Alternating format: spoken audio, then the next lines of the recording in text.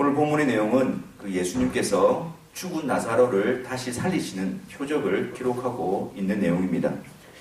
우리는 이 사건을 통해서 우리가 믿는 예수님, 우리가 고백하는 예수님, 그분이 어떤 분이신가, 그분이 어떤 일을 행하시는 분이신가, 거기에 대한 다시 한 번 더 우리의 믿음을 견고히 하고 또 고백을 다시 한 번 더 주님 앞에 드리는 복된 시간 되기를 바랍니다. 그리고 예수님께서는 그 나사로와 그의 누이들과 굉장히 친밀한 관계를 가지고 있었습니다. 그들이 사는 동네가 베단이라는 곳인데 이곳은 예루살렘과 멀지가 않는 거리에 있는 동네였거든요. 그래서 예수님께서 예루살렘 가실 때마다 그 나사로의 집에 방문하셔서 거기서 머무시면서 그들과 함께 교제를 나누었던 것 같습니다. 그리고 특히 그의 누이들 중에 마리아는 우리가 알다시피 그 예수님으로부터 죄사함을 받고 그 기쁨과 감사함으로 자기에 있어서 가장 소중한 향유옥합을 깨뜨려서 예수님의 발을 씻겼던 그 여인이 바로 마리아였습니다. 그리고 오늘 본문 읽지는 않았지만 5절 말씀에도 예수께서 본래 마르다와 그 동생과 나사로를 사랑하시더니 라고 기록을 하고 있습니다. 여기서 사랑하시더니 라는 것은 그냥 인간적인 친밀함을 나타내는 단어가 아닙니다. 예수님께서 신적인 사랑으로 그들을 얼마나 사랑하셨는가를 나타나는 단어인 것입니다. 인간의 친밀함을 넘어서서 그 하나님의 아들이신 예수님이 그들을 그 하나님의 마음으로 얼마나 사랑했는지를 이 단어에서 우리는 알 수 있는 것이죠. 그런데 그 나사로가 병에 걸려서 위독하게 되어졌습니다. 그리고 그 소식이 예수님께로 전해졌습니다. 누이들이 사람들을 예수님께로 보내어서 예수님이 사랑하시는 저의 오라버니가 병에 걸려 죽게 되었습니다. 그 소식을 알렸습니다. 그런데 이런 긴급한 소식을 들었음에도 불구하고 예수님의 반응은 좀 이상합니다. 여러분 6절 말씀을 한번 보십시오. 6절 말씀에 보면 나사로가 병들었다 함을 들으시고 그 계시던 곳에 이틀을 더 유하시고, 그렇게 사랑하는 나사로였는데 그가 병에 걸려서 위독한 지경에 처했다는 소식을 듣고도 예수님은 그곳에서 이틀을 더 유하셨던 것입니다. 그냥 얼른 달려가셔서 그 나사로를 고쳐주시는 것이 아니라 이틀을 더 유하셨던 것입니다. 그 이유가 무엇일까요? 4절 말씀에 예수께서 들으시고 가라사대 이 병은 죽을 병이 아니라 하나님의 영광을 위함이요 하나님의 아들로 이를 인하여 영광을 얻게 하려 함이라 하시더라. 그렇습니다. 예수님께서 나사로를 사랑하지 않으셨던 것이 아니라 사랑하는 나사로를 통해서 하나님의 영광을 드러내시기 위함이었습니다. 그들을 사랑하시기 때문에 그의 상황을 통해서 예수님은 하나님의 영광과 하나님의 뜻을 나타내기로 하신 것입니다. 비록 그들이 슬픔과 고통과 힘든 가운데 있지만 주님께서는 그들을 사랑하시기 때문에 그런 현실과 그런 형편을 통해서 하나님의 영광을 드러내시기로 방편으로 사용하신 것입니다. 주님께서는 그의 사랑하시는 백성들을 통해서 하나님의 영광을 드러내십니다. 우리의 생각과 우리의 뜻은 이렇게 했으면 좋겠는데 라는 마음을 들 수가 있지만, 그러나 주님은 그의 사랑하시는 자들을 통해서 그들이 처한 환경 속에서 하나님의 영광이 온전히 드러나도록 그렇게 역사하시는 분이십니다. 그것이 바로 주님이 사랑하시는 자들을 향한 사랑의 표현인 것입니다. 미천하고 부족한 우리들을 사랑하시는 그 주님께서 그 영화로우시고 영광스러운 하나님의 이름과 하나님의 뜻을 우리 가운데 두시고 그것을 이루어 가시는 것. 여러분, 그것이 얼마나 놀라운 은혜이며 영광스러운 일일까요? 부족하고 어리석고 미천하고 연약한 우리들을 통해서 그 하나님의 그 놀라운 이름을 우리에게 두시고 우리들의 삶을 통하여 그 하나님의 이름이 드러나도록, 그 하나님의 영광이 온전히 드러나도록 그렇게 우리를 사용하시고 우리들을 세워 가시는 것입니다. 하나님의 영광은 우리 자신에게 있는 것이 아닙니다.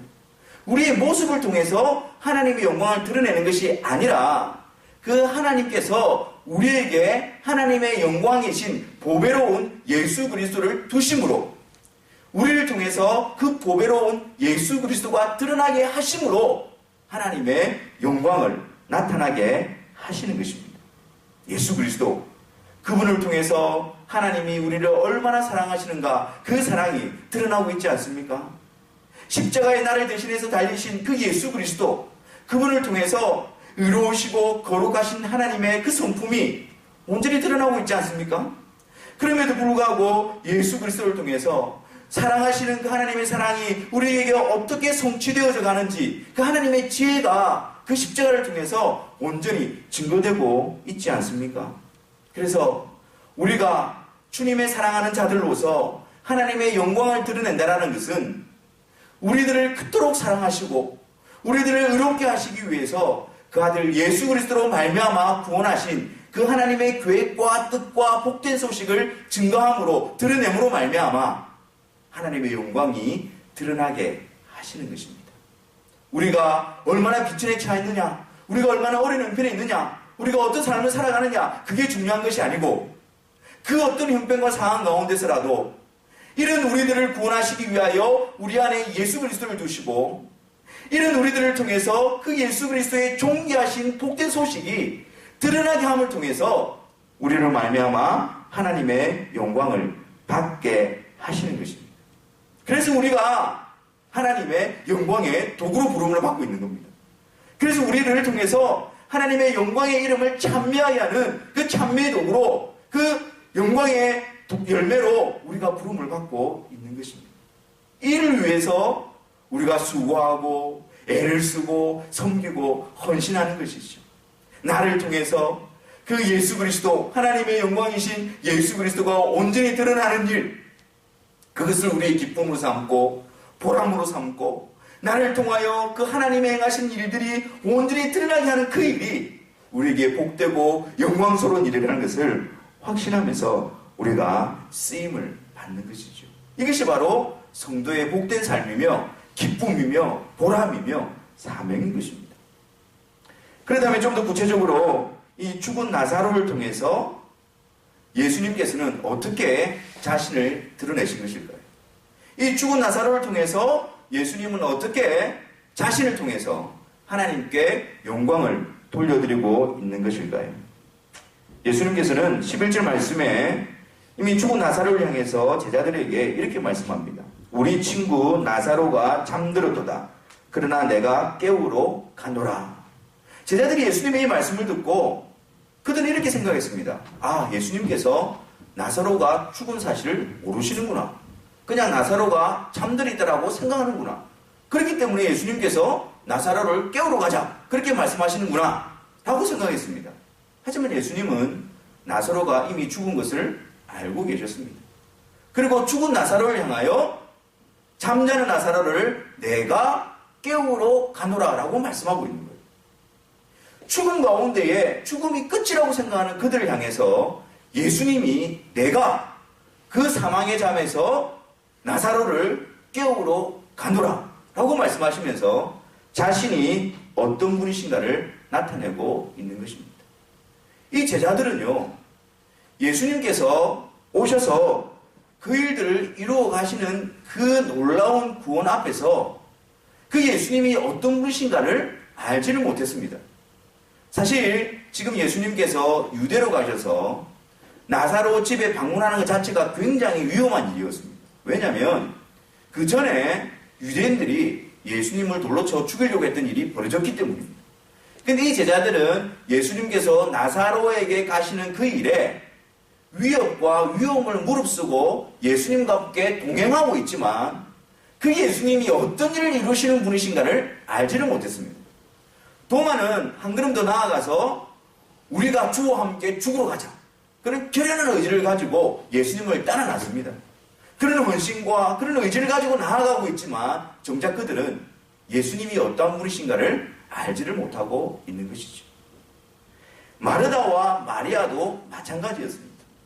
마르다, 마리아, 예수님을 사랑하고 예수님을 의지하고 또 예수님과 친밀한 관계가 있었지만 그들 역시도 예수님이 어떠한 분이신가를 분명히 알지 못했습니다. 예수님을 섬기고 예수님을 사랑했던 자이지만 그 예수님이 죽음에서 생명을 주시는 분이라는 사실을 그들은 알지 못했습니다. 그래서 21절 말씀에 예수님이 오신다는 소식을 듣고 마르다가 달려나가서 이렇게 말합니다. 주께서 여기 계셨더라면 내 오라비가 죽지 아니하였겠나이다. 예수님이 여기에만 계셨더라면 내 오라비가 죽지 않았을 것입니다. 그런데 이미 죽어서 이제 예수님이 오셔도 어쩔 수가 없습니다. 라고 지금 말하고 있는 것입니다. 그때 예수님께서는 마르다에게 내 오라비가 다시 살리라. 그렇게 말씀합니다. 그랬더니 마르다가 이렇게 대답합니다. 예, 맞습니다. 마지막 날 부활에는 다시 살 줄을 아나이다. 이것은 예수님에 대한 믿음의 고백으로 하는 고백이 아니고 그 당시 유대인들은 마지막 날에 다 부활하게 될 것을 일반적으로 믿고 있었습니다. 그런 개념으로 받아들인 거예요. 예수님은 죽은 나사로를 앞에서 생명을 가지고 오신 예수님으로서 내 오라버니가 살리라 라고 말씀하고 있는데 마르다는 그 예수님에 대한 믿음의 고백이 아니라 그냥 자기들이 가지고 있는 일반적인 개념으로 그냥 종교적인 관념으로 예, 마지막 날에는 살아날 것입니다. 그렇게 말하고 있는 것입니다. 그래서 예수님께서는 이제 이 마르다 앞에서 예수님이 어떤 분이신가를 온전히 드러내고 계십니다. 25절 말씀입니다. 나는 부활이요 생명이니 나를 믿는 자는 죽어도 살겠고 무릇 살아서 나를 믿는 자는 영원히 죽지 아니하리니 이것을 내가 믿느냐. 그 죽음 앞에서 예수님이 오셔도 어쩔 수 없습니다. 그 사망의 권세 앞에서도 예수님조차도 어떻게 할 수 없다는 생각에 사로잡혀 있는 그들, 그 부활과 생명이신 예수님이 오셨음에도 불구하고 그 믿음의 고백으로 나아가지 못하고 있는 그들 앞에서 예수님은 말씀하십니다. 내가 부활이고 생명이다. 내가 부활이고 생명이다라고 말씀하시는 거예요. 여러분 한번 생각해 보십시오. 예수님은 영원한 생명을 가지신 분이십니다. 생명의 주인이십니다. 근데 그 예수님이 내가 부활이다 라고 말씀하시는 것은 무엇을 의미하는 것일까요? 예수님에게 부활이 뭐가 필요합니까? 예수님은 이제도 계시고 지금도 계시고 영원히 살아계신 영원하신 하나님의 아들이신데 그분에게 나는 부활이다 라고 말씀하시는 그 의미가 무엇일까요? 그리고 나는 부활이다 라고 말씀하시면서 그 다음에 나는 또한 생명이다 라고 말씀하시는 이유가 무엇일까요? 그 의미가 어떤 의미를 가지고 있는 것일까요? 죽은 나사로를 살리시는 이 표적은 예수님께서 십자가에 달리시기 전에 마지막으로 보여주고 계신 7번째 표적입니다. 즉 다시 말해서 예수님께서 죽은 나사로를 다시 살리심을 통해서 예수님께서 죽으시고 부활하실 것을 예표하고 있는 사건입니다. 또한 동시에 그 죽으시고 부활하신 예수님께서 사망 가운데 있는 자들을 일으키시고 생명을 주시는 유일한 분이심을 나타내고 있는 것입니다. 예수님의 부활은요, 예수님의 죽으심을 전제하고 있습니다. 예수님께서 죽으셨기 때문에 나는 부활이다 라고 말씀하고 있는 거예요. 예수님께서 십자가에 달려 죽으셨기 때문에 나는 부활이다, 나는 생명이다 라고 말하는 겁니다. 그러니 예수님께서 죽어야 했던 이유가 무엇이었습니까? 왜 예수님께서 부활이 되시기 위해서 십자가에서 죽으셔야만 했습니까?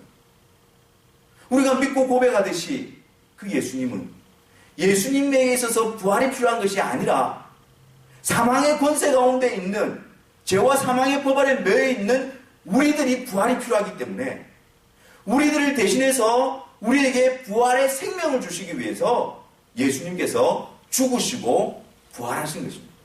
그래서 예수님께서 우리의 죄값을 십자가에서 대신 다 담당하심으로 말미암아 그리고 부활하심을 통해서 내가 십자가에서 너희들을 위한 구속의 사역을 다 이루었다는 것을 확증시키시고 우리에게 사망의 법 아래 매여있는 우리들에게 생명을 주시는 분으로서 예수님은 와 계신 것입니다. 그래서 예수님께서 나는 부활이요 생명이다라고 말씀하는 거예요. 내가 너희들이 담당해야 될 그 모든 사망의 형벌, 죄의 형벌을 십자가에서 내가 대신 담당하여 죽고 그리고 내가 다시 부활하여 너희들에게 부활의 생명을 주고 있는 자다. 내가 너희들에게 유일하게 부활의 생명을 줄 수 있는 자다. 라는 것을 선언하고 계신 것입니다. 죄인들, 여러분 죄인들에게는 부활이라는 단어가 쓰여질 수가 없습니다. 왜냐하면 죄인들은 죄로 말미암아 죽어 있는 자들입니다. 그리고 그 죄인들은 스스로 자신의 죄 문제를 해결할 수 없기 때문에 그 사망의 권세를 깨뜨리고 일어날 수 없는 자들입니다. 사망의 권세를 깨뜨릴 수 없는 자들이기 때문에 부활, 이 단어가 그들에게는, 죄인들에게는 있을 수가 없는 단어입니다. 그렇기 때문에 예수님께서 이런 우리들을 대신하여 죄의 형벌을 받으시고 죽으시고 생명의 주인이신 사망의 권세를 깨뜨리신 그 예수님께서 부활하여 그 부활의 생명을 우리들에게 베풀어 주고 계신 것입니다. 우리 스스로 부활에 참여하는 것이 아니라 예수님께서 이루신 그 부활의 생명을 통해서 부활에 참여하게 되어지는 것이죠. 로마서 4장 24절에 보면 예수님은 우리의 범죄함을 위하여 내어줌이 되고 우리를 의롭다 하시기 위하여 다시 살아나셨느니라 라고 말씀하고 있습니다. 예수님께서 부활하셔서 하시는 말씀이 이제 너희들이 의롭게 되어졌다라고 선언하고 계신 것입니다. 너희들의 모든 죄가 나의 죽음으로 소멸되었다라고 말씀하시는 것입니다. 부활하셔서. 그래서 예수님의 부활은 십자가에서 이루신 구속의 사역의 완성이요 성취이며 승리의 계가가 되어지는 것입니다. 고린도전서 15장에는 어떻게 말씀하십니까? 그리스도께서 다시 사신 것이 없으면 너희의 믿음은 헛되고 너희가 여전히 죄 가운데 있을 것이다 라고 말합니다. 예수님께서 사망의 권세를 깨뜨리고 부활하지 않으셨다면 우리는 여전히 죄악 가운데 있는 것입니다. 예수님이 부활하심으로 십자가에서 이루신 그 일이 완전히 성취되었다라고 확증해 주시기 때문에 그래서 그 예수 그리스도 안에서 우리의 죄 문제가 해결되어지는 것이죠. 고린도전서 15장 20절에서는 이제 그리스도께서 죽은 자 가운데서 다시 살아 잠자는 자들의 첫 열매가 되신 것입니다. 예수님이 부활하심으로 잠자는 자들의 첫 열매가 되시고 그 예수 그리스도 안에 있는 자들이 그 예수님께서 부활하심을 통해서 부활하심으로 이루신 그 공로를 통해서 그들도 역시 부활의 열매에 참여하게 되어지는 그런 복된 삶을 살아가게 되는 것입니다. 우리의 권세가 아니고 우리의 힘이 아니고 우리의 모든 죄를 담당하시고 부활하신 그 예수 그리스도의 권세로 말미암아 우리가 부활의 생명을 얻게 되어지는 것입니다. 그런 우리가 그 예수 그리스도로 말미암아 이제 더 이상 죄가 우리를 주관치 못하고 사망의 법이 우리를 지배하지 못하는 그 영광스러운 복된 소식이 우리에게 전해지고 선포되어지는 것입니다.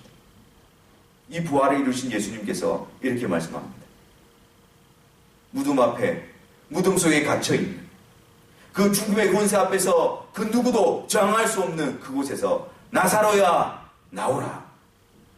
오직 부활이요 생명이신 우리 죄를 위해서 죽으시고 사망의 권세를 깨뜨리고 부활하셔서 영원한 생명을 주시는 유일하신 그 예수 그리스도께서 사망 가운데 있는 무덤 가운데 있는 우리들을 향하여 나사로야 나오라고 말씀하고 계신 것입니다. 그 누구도 이 일을 감당할 수 있는 자는 없습니다. 그 누구도 이 일을 선포할 수 있는 자는 없습니다. 사망을 향하여 죽음의 권세를 향하여 그것을 깨트려버리고 나오라고 우리를 건져낼 수 있는 유일한 분은 오직 우리 죄를 위하여 죽으시고 부활하신 예수 그리스도 그분밖에 없는 것입니다. 그리고 그분은요 이렇게 말합니다. 나사로야 나오라. 그리고 사람들에게 저 나사로에게 둘러싸고 있는 그 배 그것을 풀어서 너와 다니게 하라 라고 말합니다. 우리는 예수 그리스도로 말미암아 부활의 생명을 얻은 자들입니다. 근데 이것은 우리가 먼 미래에 우리에게 주어질 것이 아닙니다. 지금 당장 우리에게 그 부활의 생명이 주어져 있습니다. 사망의 권세가 우리를 사로잡고 있지 못하다는 것입니다. 그래서 풀어놓아 다니게 하라. 그 사망의 권세에 사로잡혀서 무덤에 깊숙이 처박혀 있는 그런 인생이 아니라, 그 심판의 형벌 가운데, 두려움 가운데, 공포 가운데 사로잡혀 있는 자가 아니라 예수님이 불러내신 부활의 생명을 가진 자로서 풀어 다니게 하라고 우리에게 말씀하고 있는 것입니다. 그러므로 여러분, 속지 마십시오. 내가 죄로 말미암아 종죄 가운데 있는 자들이 아닙니다. 예수 그리스도로 말미암아 이미 우리에게 부활의 생명이 역사하고 있는 자들입니다. 그렇기 때문에 하나님 앞에 의롭게 되어져서 더 이상의 종죄도 없고 더 이상의 심판도 없으며 더 이상의 형벌도 남아있지 않습니다. 예수 그리스도의 언약 아래 하나님의 자비와 은혜와 긍휼이 우리에게 끊임없이 계속해서 베풀어져 가고 있으며 부활의 생명으로 우리는 살아가고 있는 자들입니다. 우리들은 새로운 피조물들입니다. 지금 사망의 법에서 놓여져서 죄의 종로로 다는 데서 해방되어져서 하나님의 종으로, 하나님의 자녀로, 주님의 소유로 풀어 다니는 자들입니다. 그 어떤 것도 우리를 사로잡을 수 없습니다. 죄가 우리를 유혹할 때에, 사단이 우리를 유혹할 때에 그 사단이, 그 죄가 더 이상 우리를 사로잡을 수 없음을 부활하신 예수 그리스도를 통하여 확증하시기를 바랍니다. 나는 어쩔 수 없어. 나는 계속 매여 다닐 수밖에 없어. 나는 사로잡힐 수밖에 없어. 그런 속임수와 거짓 속임수에서 풀어 해방되시기를 바랍니다. 부활하신 예수님 안에 있는 우리들에게는 그 누구도, 그 악한 자도 우리를 건드리지 못하며 우리를 사로잡아갈 수 없다는 사실을 확신하시기를 바랍니다. 그리고 부활의 생명을 주신 우리들은 주님이 다시 오시는 그날에 주님이 우리를 불러서 육신의 장막을 벗고 썩지 아니하는 영화로운 몸으로 부활하여 그 썩지 아니하는 주님의 나라에 들어가 영원한 안식을 누리게 될 것입니다. 지금 예수 그리스도로 말미암아 영원한 부활의 생명을 가진 자들이 주님 오시는 그날에 부름을 받아 영원한 몸으로 부활하여 우리는 영원히 그 나라에서 들어가 살게 되어질 것입니다. 여러분, 나사로야 나오라. 사망 권세 아래 있는 우리들에게 그 주님의 음성이 들려지고 있습니까? 그렇다면 나의 행위가 아니라 우리 주 예수 그리스도께서 나의 죄를 위하여 죽으시고 부활하신, 그래서 우리에게 주신 그 생명으로 우리는 거듭난 자들입니다. 풀어놓아 다니게 하라. 죄의 사망의 권세에 다시 매는 자들이 아니라, 다시 죄의 종로로 타는 것이 아니라, 이제 내가 주님의 새로운 피조물로서, 주님의 소유된 자로서, 하나님을 섬기는 자로서 그분을 위하여, 그분을 의지하며 그분을 따라 살아가는 복된 자들임을 한순간도 놓치지 마시기를 바랍니다. 사랑하는 성도 여러분, 그 부활하신 예수 그리스도를 끊임없이 바라보십시오. 우리를 넘어뜨리려고 하고 우리를 다시 속이려고 하고 다시 우리를 흔들려고 하는 모든 죄악의 유혹 앞에서 부활하신 예수 그리스도의 이름을 자랑하시고 그분을 붙들고 다시 주를 향하여, 주의 뜻을 위하여 주님을 순종하는 주님의 소유로 새로운 결단으로 채워주시기를 바랍니다.